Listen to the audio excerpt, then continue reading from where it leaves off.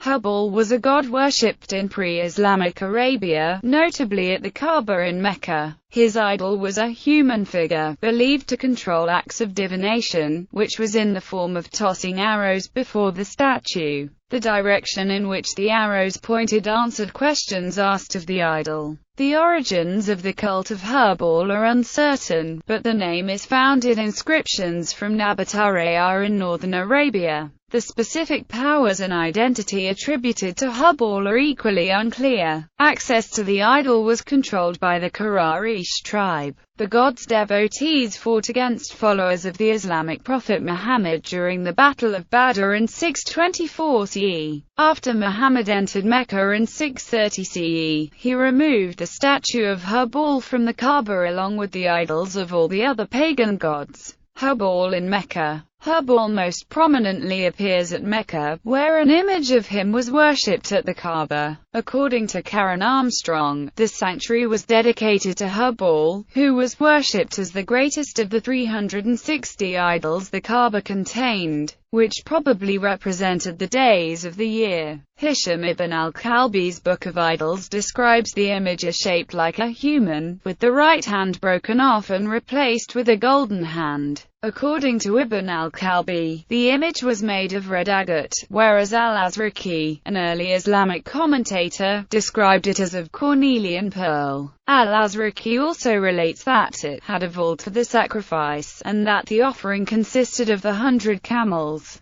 Both authors speak of 7 arrows, placed before the image, which were cast for divination, in cases of death, virginity, and marriage. According to Ibn al-Kalbi, the image was first set up by Khuzaimah ibn Mudrika ibn al-Yaz ibn Muda, but another tradition, recorded by Ibn Ishaq, holds that Amr ibn Luhai, a leader of the Khuzara tribe, put an image of Hubal into the Kaaba, where it was worshipped as one of the chief deities of the tribe. The date for Amr is disputed, with dates as late as the end of the 4th century CE suggested. But what is quite sure is that the Quraysh later became the protectors of the ancient holy place, supplanting the Khuzara. A tale recorded by Ibn al-Kalbi has Muhammad's grandfather Abdul Muttalib vowing to sacrifice one of his 10 children. He consulted the arrows of Hubal to find out which child he should choose. The arrows pointed to his son Abdallah, the future father of Muhammad. However, he was saved when 100 camels were sacrificed in his place. According to Tabari, Abdul Muttalib later also brought the infant Muhammad himself before the image. After defeat by Muhammad's forces at the Battle of Badr, Abu Sufyan ibn Harb, leader of the Quraysh army, is said to have called on Hubal for support to gain victory in their next battle, saying, "Show your superiority, Hubal." When Muhammad conquered Mecca in 630, he removed and had destroyed the statue of Hubal, along with the other 360 images at the Kaaba, and rededicated the structure to Allah. Origins of Hubal. There may be some foundation of truth in the story that Amr traveled in Syria and had brought back from there the cult of the goddesses Uzza and Manat, and had combined it with that of Hubal, the idol of the Khuzara. According to al-Azraqi, the image was brought to Mecca from the land of Hit in Mesopotamia. Philip K. Hitti, who relates the name Hubal to an Aramaic word for spirit, suggests that the worship of Hubal was imported to Mecca from the north of Arabia, possibly from Moab or Mesopotamia. Hubal may have been the combination of Hu, meaning spirit or god, and the Moab god Ba, meaning master or lord. Outside South Arabia, Hubal's name appears just once. In a Nabatean inscription, their Hbl is mentioned along with the gods Dushera and Manawatu. The latter, as Manat, was also popular in Mecca. On the basis of such slender evidence, it has been suggested that Hubal may actually have been a Nabatean.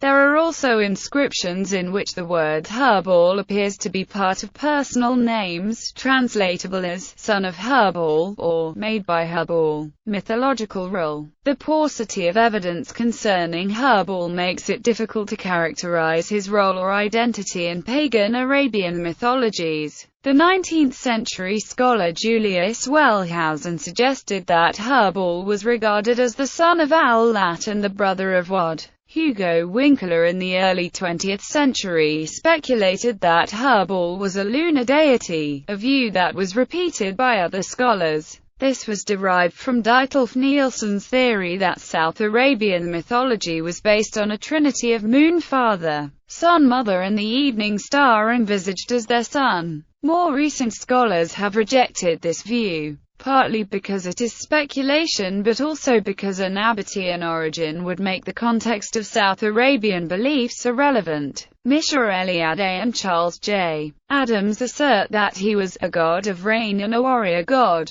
Towards the end of the pre-Islamic era he emerged as an intertribal warrior god worshipped by the Quraysh and the allied tribes of the Kinana and Tihamith. The view that he was a warrior rain god is repeated by David Adams Leeming. John F. Healy in The Religion of the Nabateans accepts the Nabatean origins of the god, but says there is little evidence of Hubal's mythological role, but that it is possible that he was closely linked to Deshera in some way. The one surviving inscription concerns a religious injunction to placate Hubal and others for violating a tomb. In modern culture, both Islamists and Christian evangelicals have invoked the figure of Hubal in the ideological struggles of the post-Cold War era. In Islamism, Hubal has been used as a symbol of modern forms of idol worship. According to Adnan A. Musalam, this can be traced to one of the founders of radical Islamism, Sayyid Qutb, who used the label to attack secular rulers such as Nasser, seen as creating idols based on un-Islamic Western and Marxist ideologies. In 2001, Osama bin Laden called America the modern Hubal. He referred to allies of America as hypocrites, who all stood behind the head of global unbelief, the Hubal of the modern age. America and its supporters. Al-Qaeda's then number 2, Ayman al-Zawahiri, repeated the phrase in describing America during his November 2008 message following Barack Obama's election to the presidency. The analogy may have been passed on to bin Laden by one of his teachers, Abdullah Azam. Conversely, American evangelicals have invoked Hubal by claiming that the worship of Allah as proclaimed by Muhammad was not a restoration of Abrahamic monotheism, but an adaptation of the worship of Hubal. Robert Morey's 1994 book Moon God Allah in the Archaeology of the Middle East revives Hugo Winkler's identification of Hubal as a moon god,